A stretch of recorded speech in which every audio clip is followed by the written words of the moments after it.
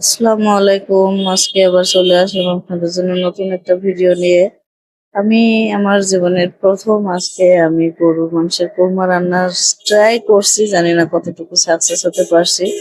তো খাওয়ার সময় আর কি সবাই অনেক প্রশংসা করছিল যে খুবই ভালো হয়েছে। আর কোরমাটা আসলে বেসিক্যালি দুইটা জিনিস দেওয়া যাইবে না, সেটা হলো আপনার হলুদের গুঁড়া, মরিচের গুঁড়া, এই দুইটা বাদে আর আপনি নর্মালি যা যা মশলা ইউজ করেন সব ইউজ করা যায়। আর এক্সট্রা ইউজ করতে হবে আপনার একটু দুধ, সেটা হোক পাউডার দুধ, এবং সাথে টক দইটা আপনার লাগবেই, মাস্ট, কারণ টক দই ছাড়া এটা কোনোভাবে হবে না কোরমা রান্নাটা। আর সবচেয়ে বড় কথা, এটাতে যদি আপনি পারেন সামান্য বুঝে যদি কাজু বাদাম পেস্ট করে দেওয়া যায়। তো আমি আমার ঘরোয়াভাবে প্রতিদিনকার মসলা সেটাই ইউজ করছি। তো সবাই খাওয়ার সময় খুবই প্রশংসা করছে, বিশেষ করে আমার হাজবেন্ড খুবই খুশি হয়েছিল আমি এই কোরমাটা রান্না করা। জানি না কালারটা কতটুকু আপনারা দেখতে পাচ্ছেন।